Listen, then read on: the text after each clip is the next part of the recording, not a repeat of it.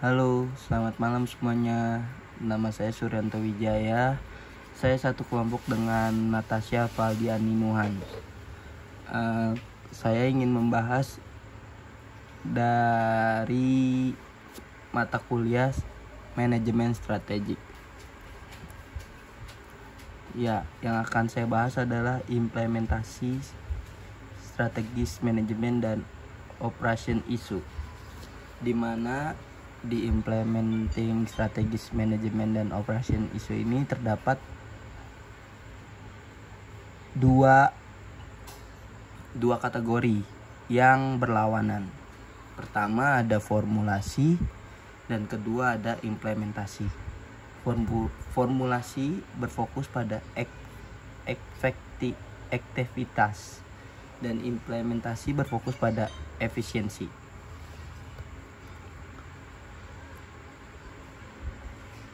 Yang akan saya bahas adalah strategi implementasi. Apa sih strategi implementasi? Yaitu perumusan strategi yang berhasil.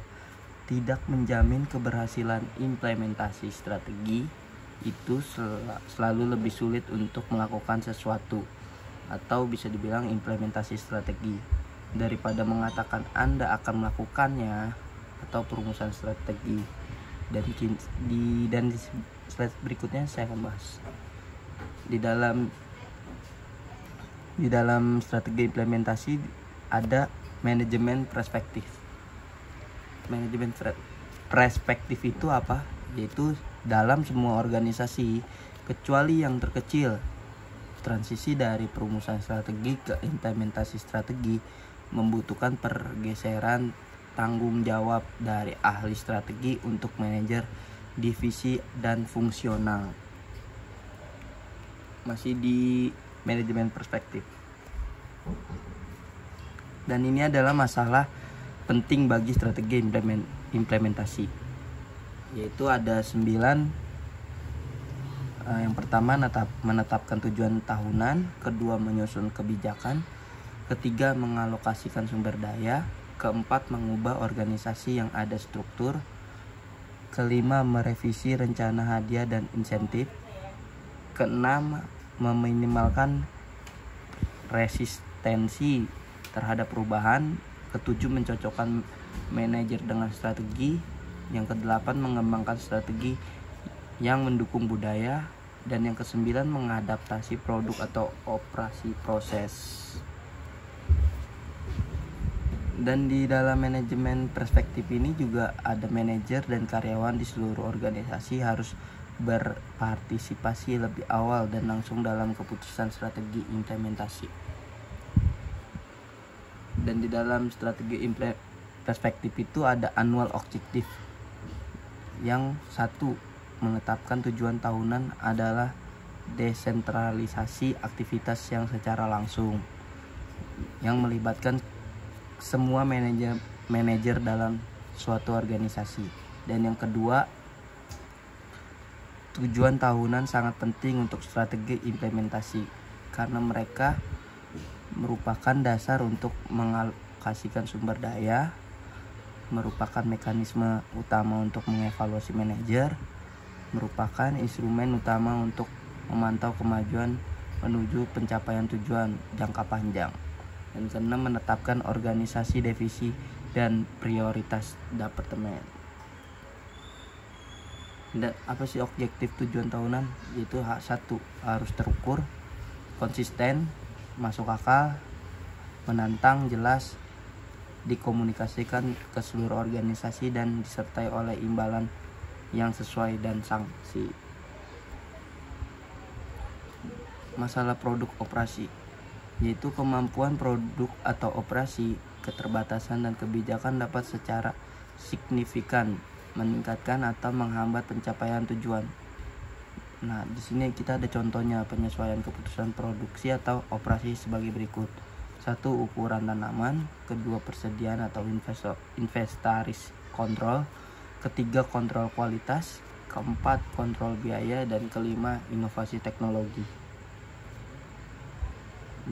Dan ini kita bahas dengan manajemen isu. Apa sih manajemen isu itu? Yaitu Human Resource Strategy Responsibilities. yaitu menilai kebutuhan atau biaya pegawai, mengembangkan insentif kinerja, rencana kepemilikan saham karyawan atau ESOP, dan keempat kebijakan perawatan anak, dan kelima masalah keseimbangan kerja dan kehidupan. Rencana kepemilikan saham karyawan. Nah, di sini kita ada 2 ESOP dan di sini dijelaskan di dalam 2 ESOP ini. Yang pertama ada ESOP adalah pajak berkualitas terdefinisi perusahaan kontribusi, program imbalan kerja di mana karyawan membeli saham perusahaan melalui uang pinjaman atau uang tunai kontribusi. Dan yang kedua adalah ESOP mengurangi pekerja aliensi atau persaingan, merangsang ke produktivitas dan memungkinkan penghematan pajak yang besar untuk perusahaan. Dan di sini ada contoh perusahaan yang akan kami bahas dengan menggunakan strategi implementasi dan manajemen isu.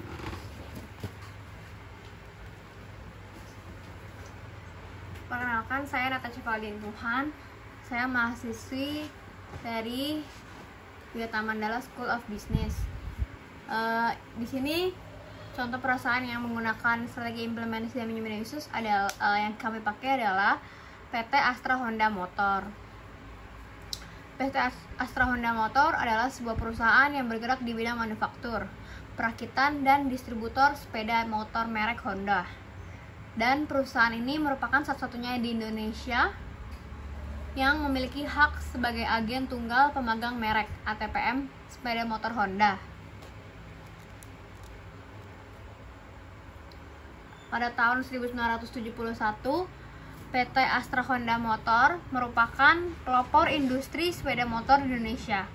Didirikan pada tanggal 11 Juni 1971 dengan nama awal PT Federal Motor. Saat itu, PT Federal Motor hanya merakit, sedangkan komponennya diimpor dari Jepang dalam bentuk CKD, Completely Knockdown. Tipe sepeda motor yang pertama kali diproduksi Honda adalah tipe bisnis S90Z bermesin 4 tak dengan kapasitas 90 cc.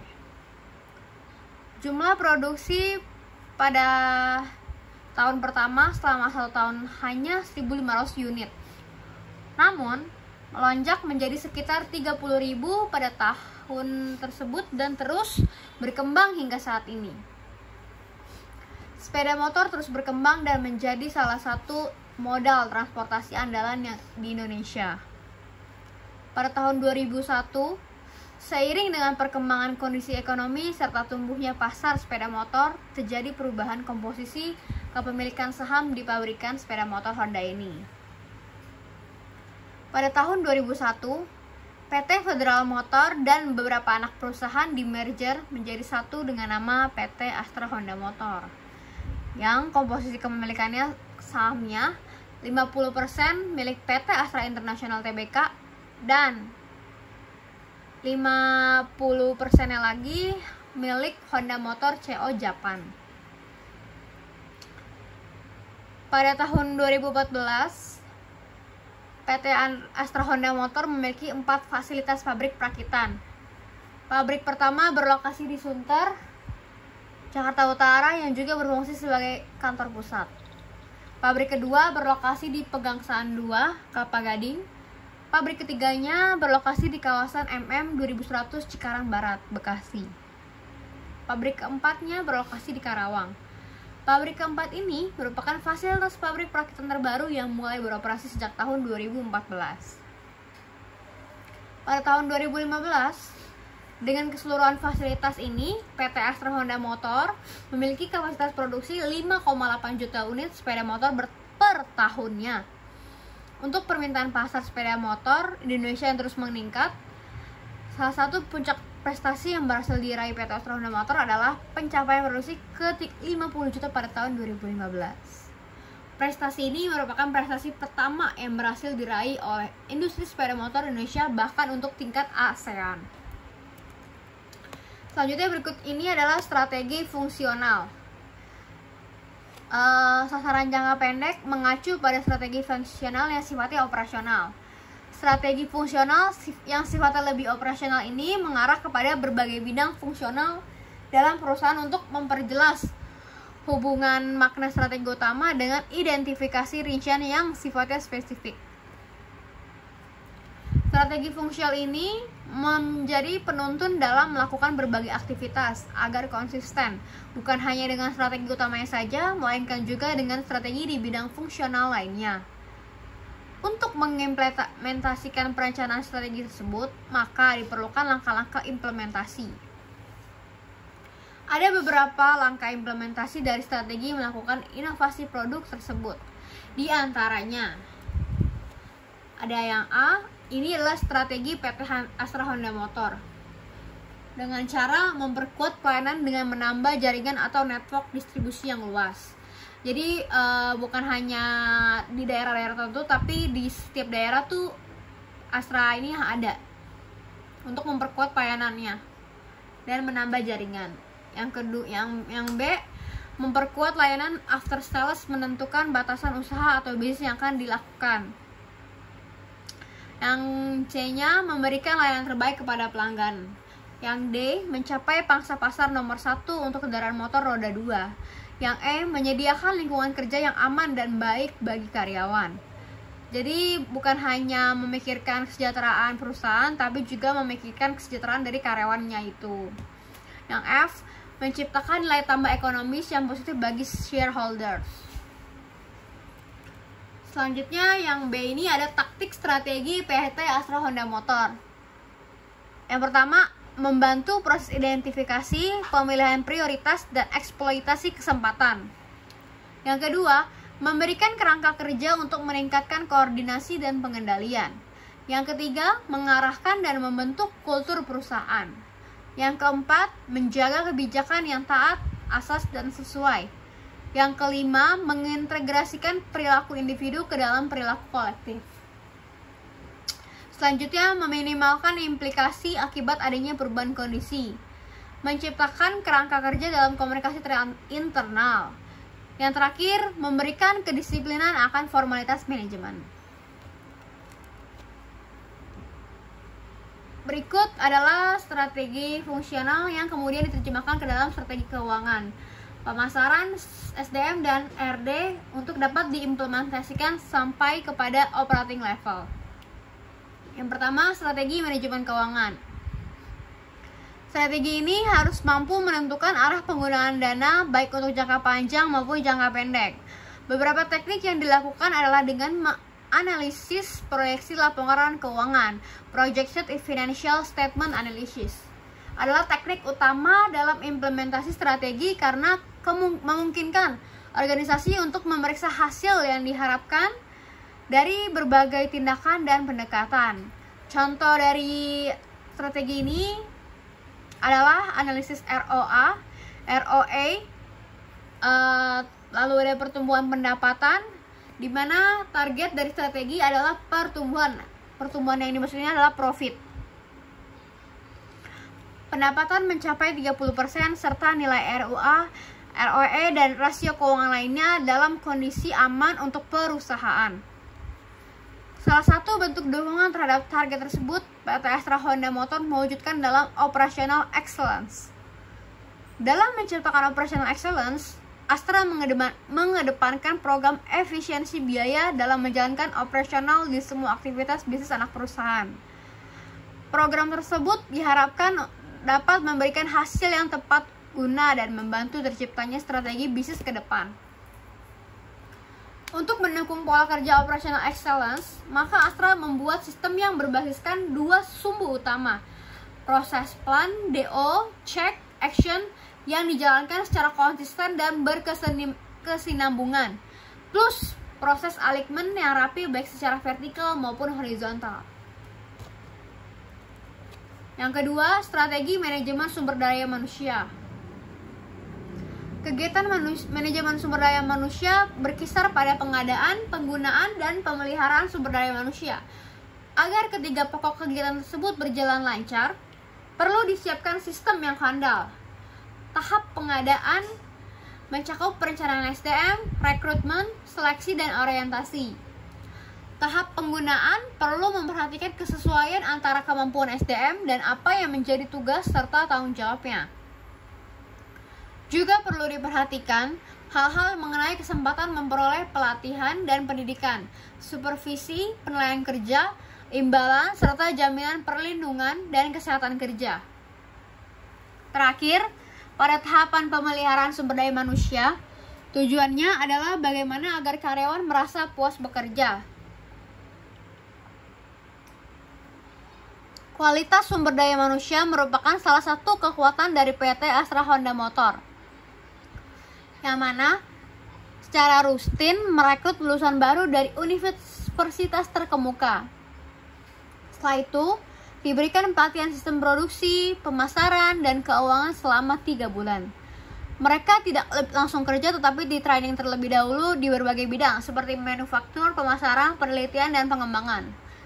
Saat ini, tenaga kerja yang diserap oleh PT Astra Honda Motor secara langsung berjumlah 23.953 orang yang bekerja di PT Astra Honda Motor. Untuk mendukung praktik human capital yang berkesinambungan dalam pertumbuhan bisnis, maka PT Astra Honda Motor melakukan Astra Human Capital Management Guideline. Dalam panduan tersebut disampaikan bagaimana strategi human capital mendukung strategi bisnis melalui pilar pengembangan organisasi dan bagaimana proses SDM yang excellent dijalankan, mulai dari rekrutmen, pengembangan people, manajemen perform, sampai terminasi. Sebagai enabler adalah pilar manajemen reward dan industri relation. Sementara fondasinya tetap pilar nilai-nilai dan kultur Astra. Dalam implementasinya, Astra membuat cetak biru human capital yang disebut sebagai Astra People Roadmap.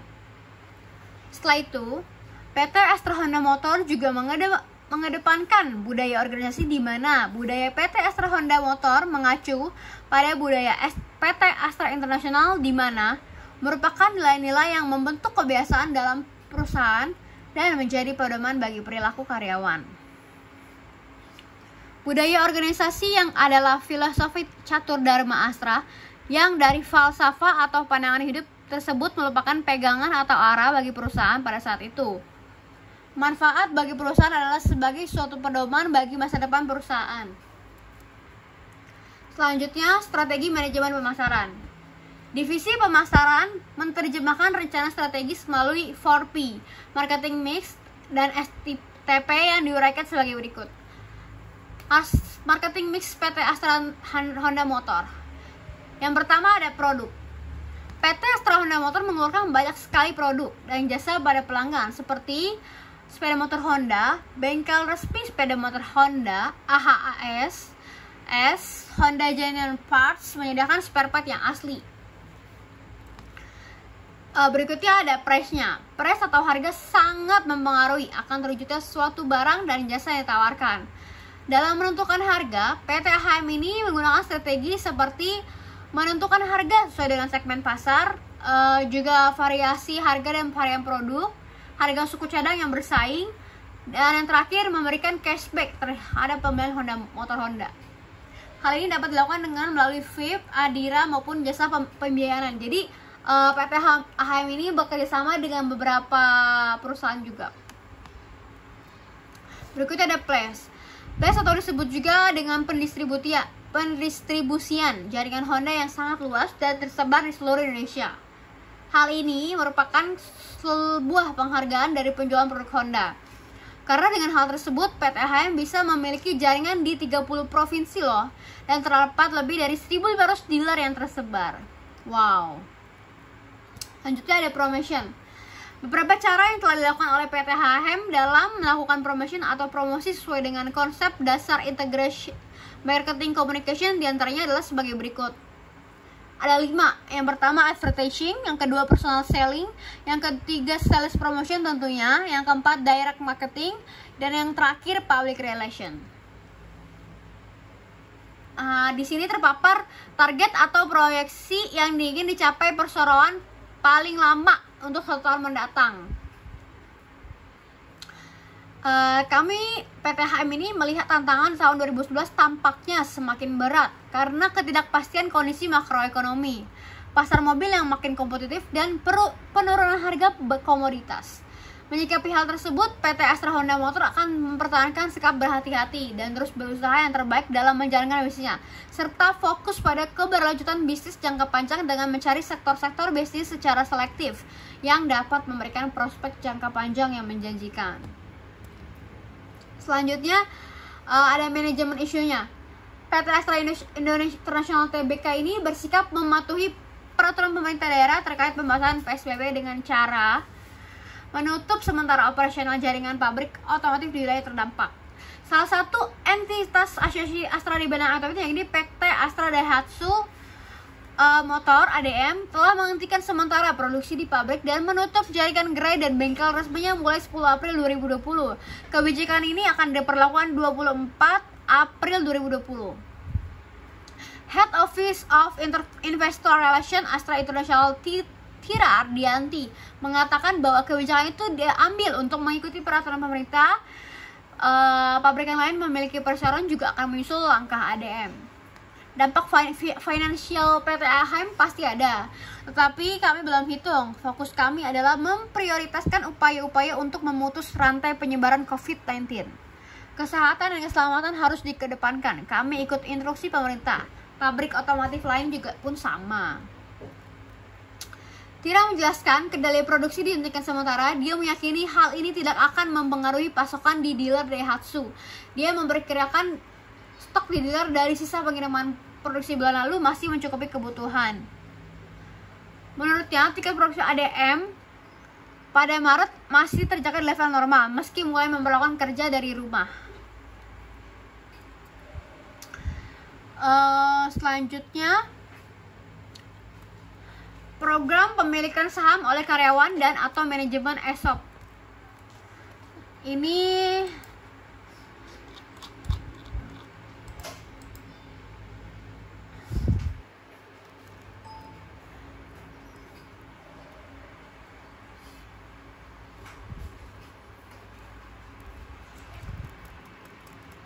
sebentar.